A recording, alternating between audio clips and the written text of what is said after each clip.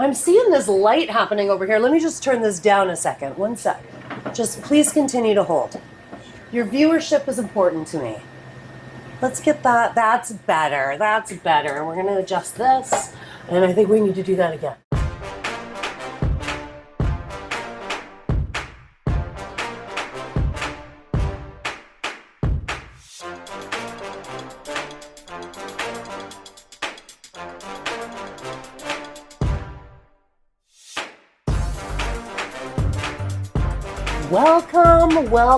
Welcome to the Tiffany Show. I'm your host, Tiffany Arcari, and I've got some fancy new pillows at Euphoria Wellness Spa Canoe Cafe in the beautiful downtown PTBO. If you're watching the Tiffany Show, you're likely watching on Kojiko, Your TV, Peterborough Lindsay, Kojiko On Demand, and of course, my social media channels.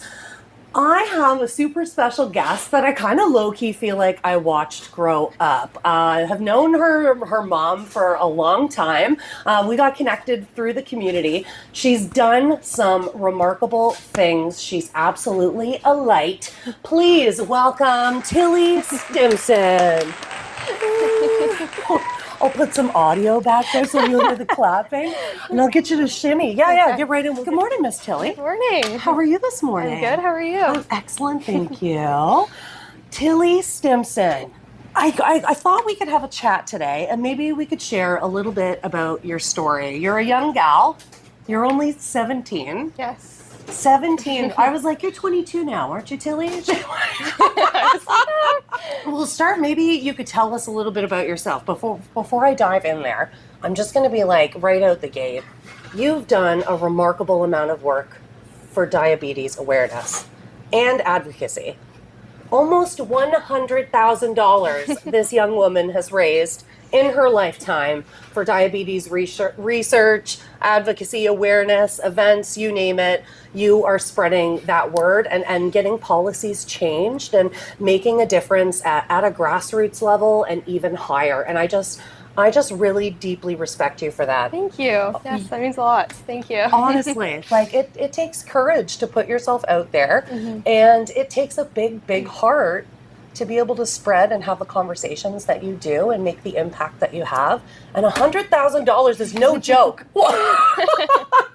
Tilly, can you tell us about yourself? Maybe your likes, your dislikes, favorite things, maybe a secret nobody knows about you. Yeah, for sure. So my name is Tilly. I'm 17 and I am from Peterborough, Ontario here. I just graduated in June, so I am now going to Australia in January to go work on boats, so I'm really excited for that.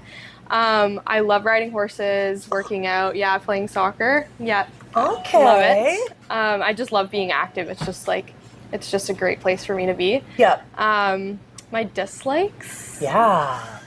Ooh, I really don't like slow walkers. They really, I don't know what it is. I just can't do it. God, I feel you.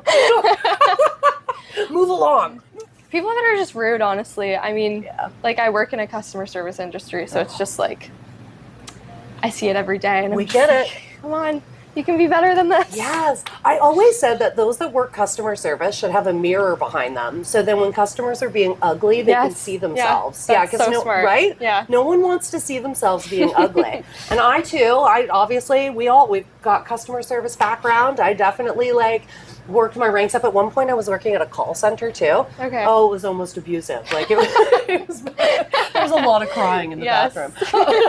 So I'm going to guess you're probably like me, and now you feel like you're a testament to treating people on the other side of the counter with the utmost respect, appreciation. Yeah, kill them with kindness.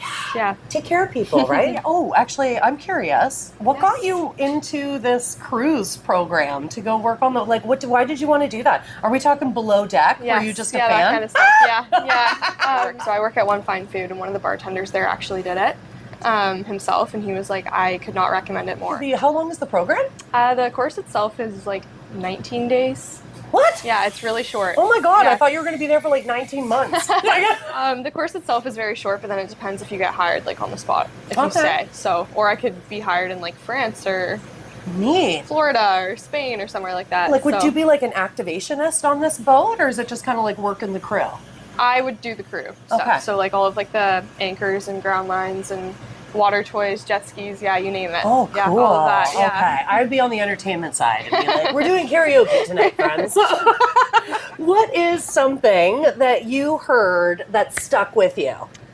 Weirdly enough, it's from one of my favorite songs. It's called Stubborn Love by the Lumineers. And one of their songs, and that one specifically, one of the lines is, "It's better to feel pain than nothing at all."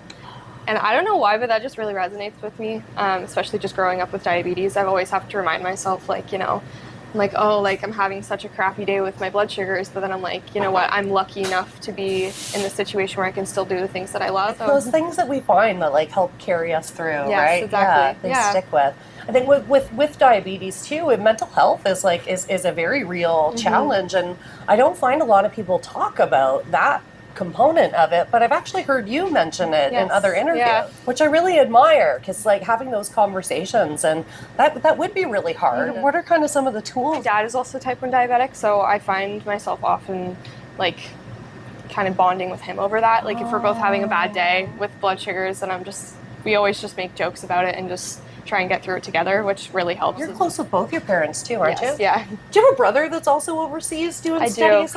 Yeah, my brother's in Halifax right now for, he's at NASCAD, which is Nova Scotia School of Arts and Design. Oh my gosh. Yeah, so he's there for photography and he loves it. That is so cool. Yeah. I went on a solo trip there, in March. What highlights from the trip? I love the rocks out in Halifax. I don't know I can't remember what they're called. The Peggy's Cove, Peggy's Cove. I love it there. Yeah. They say that like once in our lifetime, we should take a trip solo at least one time. Yes. Yeah. You got that under your belt already at 17. I have not taken a solo trip Really? yet. Yeah. Oh my gosh. I totally. I'm like, I don't know if I can fly by myself. So fair. Probably to Canada somewhere Yeah. I would be, but I think overseas I'd be a little nervous now. Yes. I need a hand to hold, Tilly. One time we had turbulence and I held the hand of the man across the aisle from me. Oh my gosh, that's awesome. And he held it back. Those human connection. We just take care of each other. Who inspires you? My parents do the most. Yeah, my mom and my dad, they're both Good people. Yes. Look, mom's sitting over there. We're just gonna pan over to mom.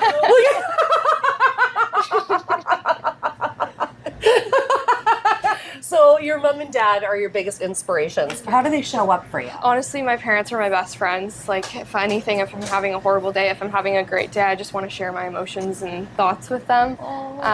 My mom knows me, like, better than I know myself. I mean, we obviously have our moments, as any parent and daughter duo do, but I mean, I wouldn't take her for granted. She is the best mom. All my friends say it too. They're like, oh, I just wish I could have a mom like you. She's awesome.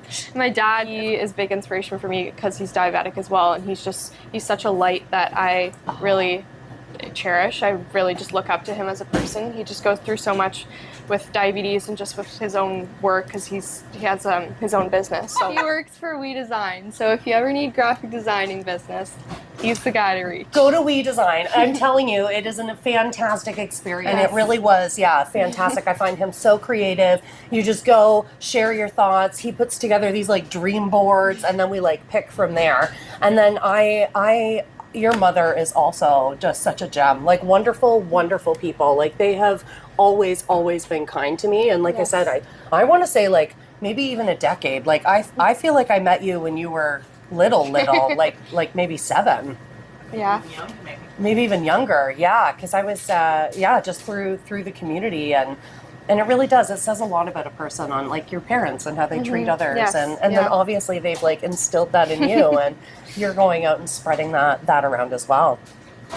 So maybe we talked a little bit about kind of diabetes and the challenges that come around that, and it sort of really does feel like one of those diseases that everybody, you just walk around the world just not you acting like you don't have diabetes, but it's like the rest of the world just doesn't see it, and you're just supposed to be like normal.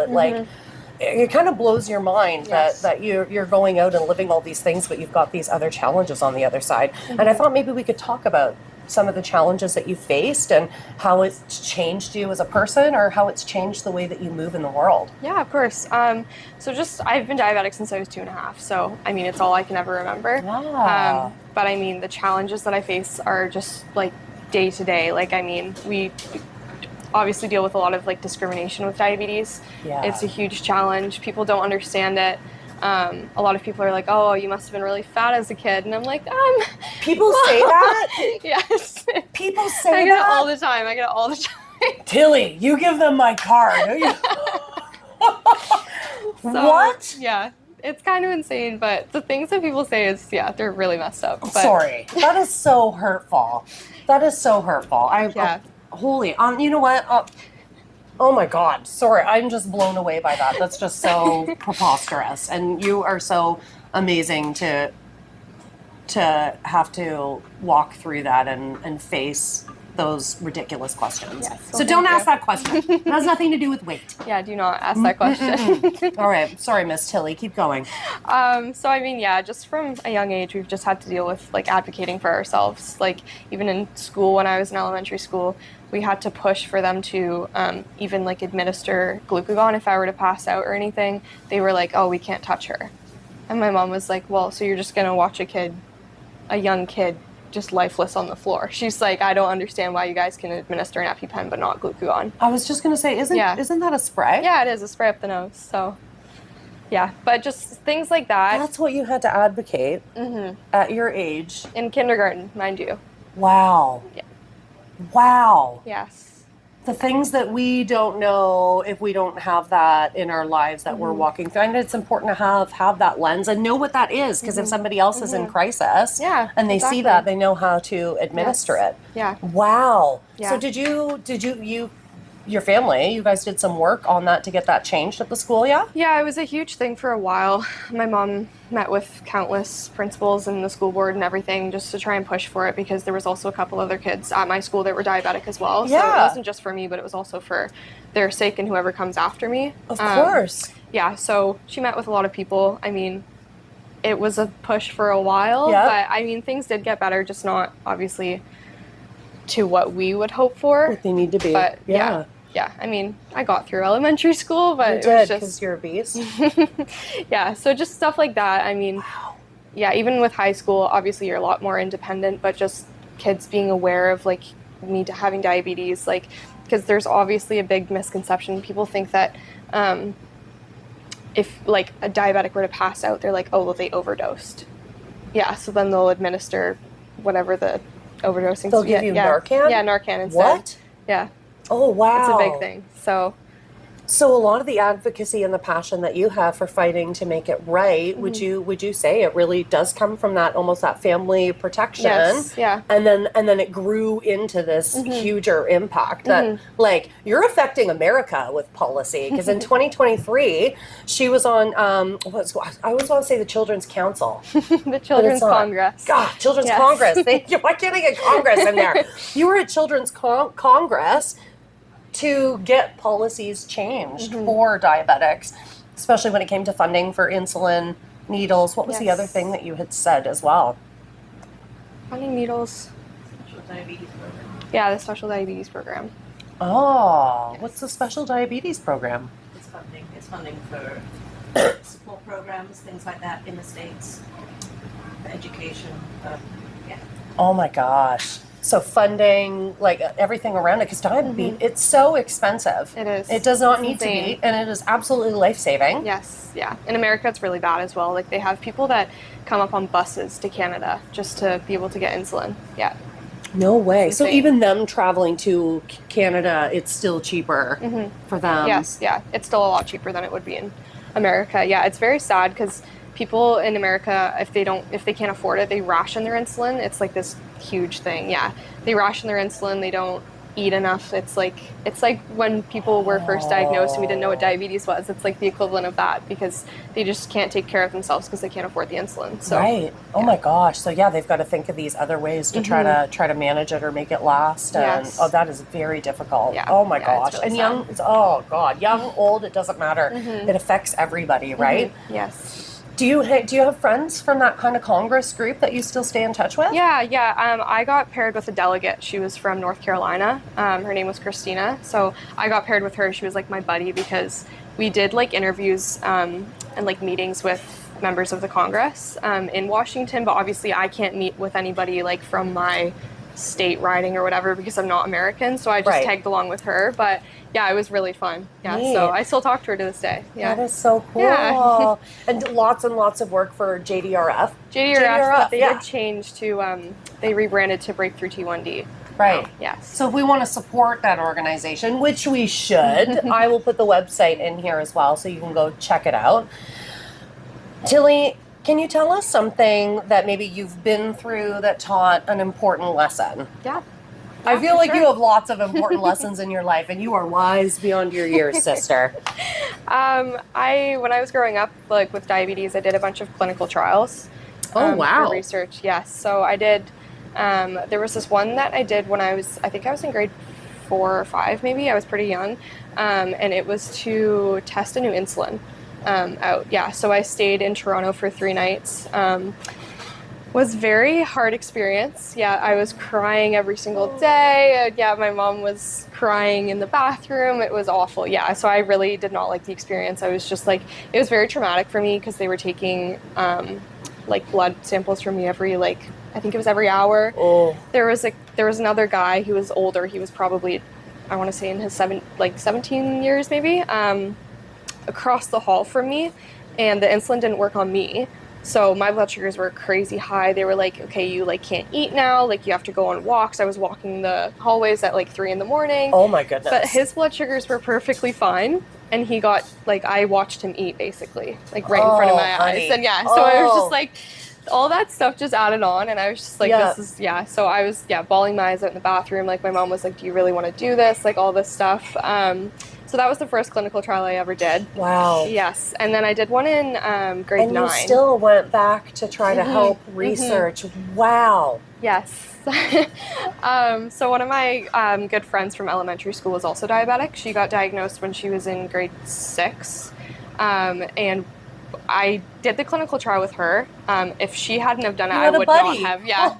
I would not have done it if she didn't. But that experience was a lot better. So that one was to test a drug for kidney function. Oh, wow. Yes. So it was this pill that I had to take every night. And then I would go in for hospital visits. I think I had to go in 3 times. So one at the beginning of the trial, and then one in the middle, and then one at the end. So I had to fast for, I think I couldn't eat from 10 o'clock the night before until 4 p.m. the next day. Oh.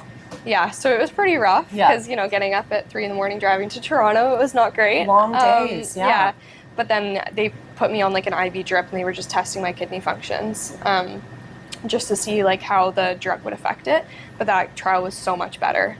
And so I guess what I'm trying to get at here is those clinical trials, although they were very hard, they taught me a lot about myself, because that was kind of the first moment that I was like, oh wow, I can really overcome anything if I really try. So especially in the first clinical trial, my mom, when I was crying in the bathroom, my mom's like, do you really want to do this? And I was like, well, yes, because it's helping research. And I was like, I'm here now, I might as well, whatever.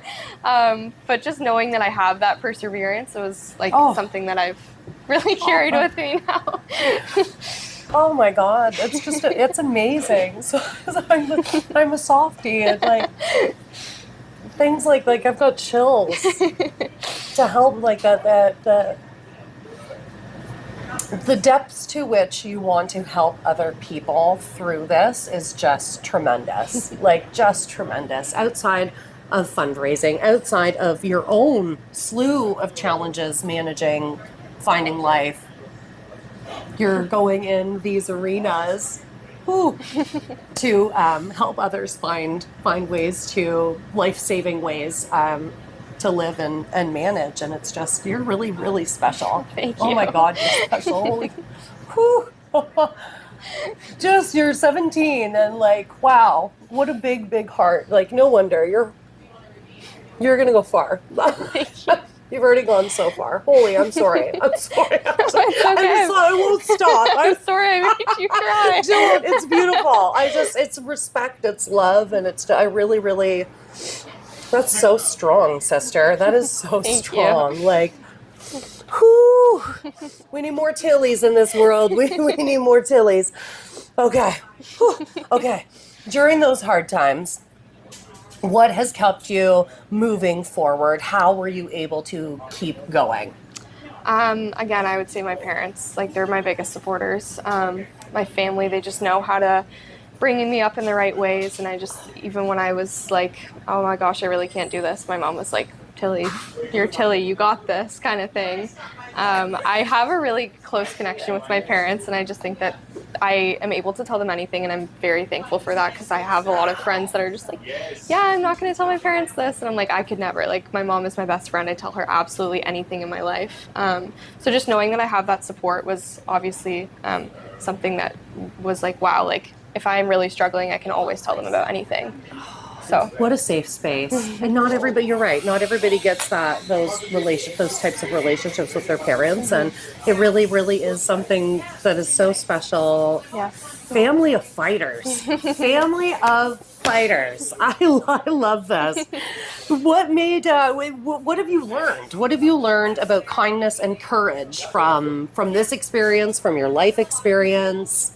Yeah, I mean, growing up with all of the stigma around diabetes, like I remember when my bloods were low in elementary school, I'd be sitting out of gym eating gummies. They're like, well, why can't she sit out of gym and eat gummies and I can't? And I was just like, are you kidding me? Like, I will pass out on the floor if I keep going. So, like, trust, I would rather be playing volleyball with the rest seriously. of you. So just stuff like that. I mean, like, I have obviously been left out of a lot of situations since I've been diabetic. So it's just like stuff like that growing up is something that I've really been aware of since I was little. And I think just carrying that with me and recognizing that in the world and just seeing, you know, how far kindness can go, because it takes one person to be like, hey, like, come join us, like, how are you doing, kind of stuff. That was something that really helped me, like, growing up through elementary school and through high school and stuff. So I think just being aware of how your words can affect other people, even if it's just a simple, like, oh, like, you look great today, like, stuff like that, that's what keeps people going. And I think that's just really important for everybody to recognize. I love that. They always say that we give what we need. Yes, exactly. Right? Yeah. So it's like we find ourselves in those situations and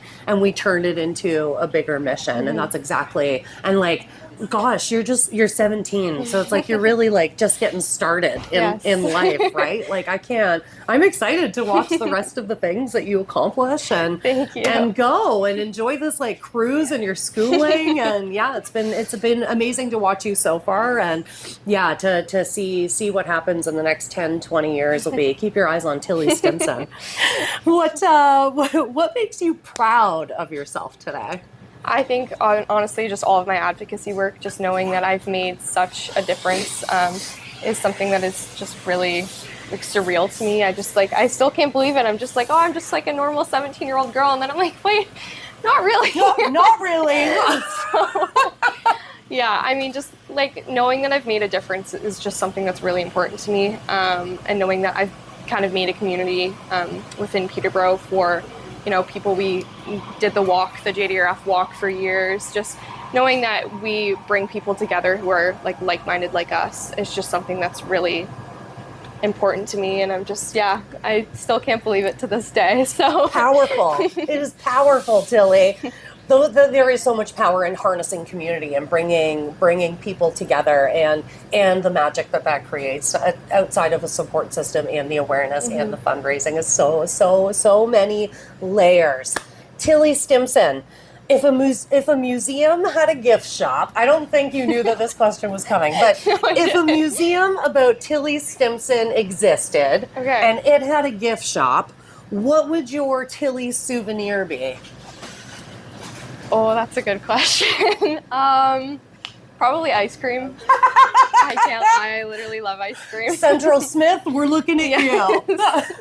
Yeah, no, honestly, I literally love it. My mom's like, she puts a restriction on it. She's like, you're not going out for ice cream tonight. I'm like, come on. We gotta have rules. She's like, you need to save your money, and the ice cream fund is not in that bank account. You're working at One Fine Foods? I am, Yeah, yes. They don't have an ice cream bar. No, they don't. We gotta get you a job scooping ice cream over at Central Smith. They've got a marketing division too. I wonder, I'm not saying, you know, what I'm saying. You're going in January to Australia, yeah? Yes, I am. Awesome. And then you'll be right back home. We'll see, because you might get hired You never know. Yeah. I was hired right out of my internship in school Okay. too. Yeah. So it's like, you just never know when you put out into the universe what can come back for you too.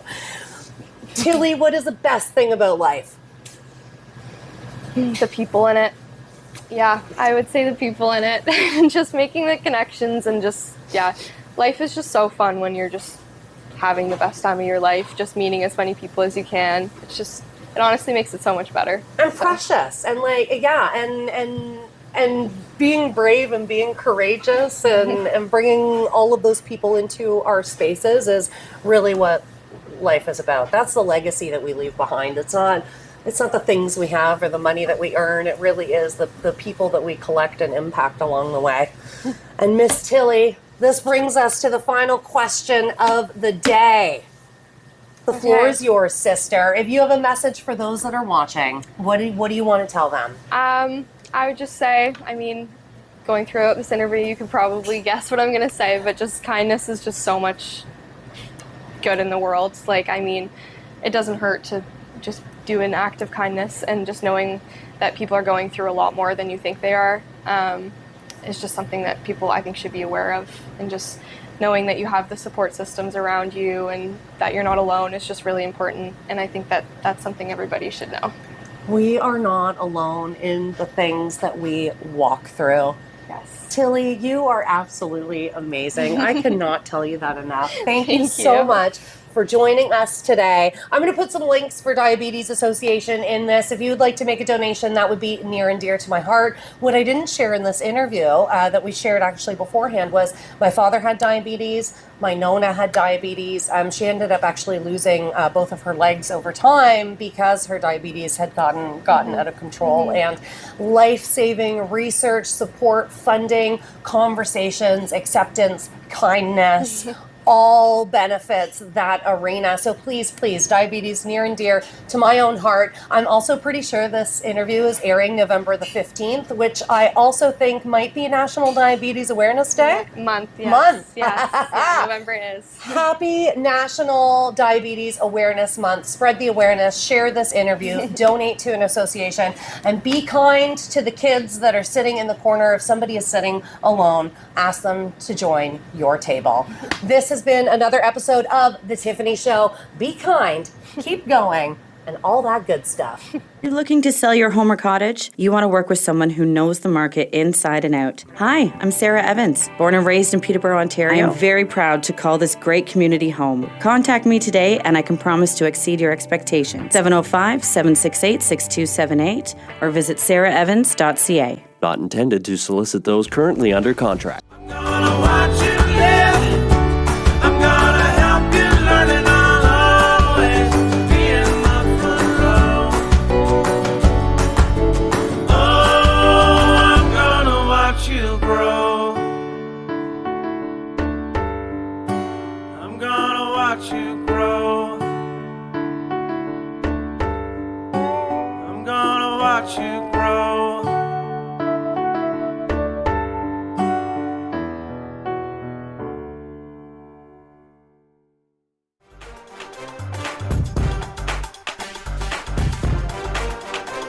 Or maybe? Here, just pop your head in front of the camera. Hey, Tilly. Hi. Welcome to the party. Thank you.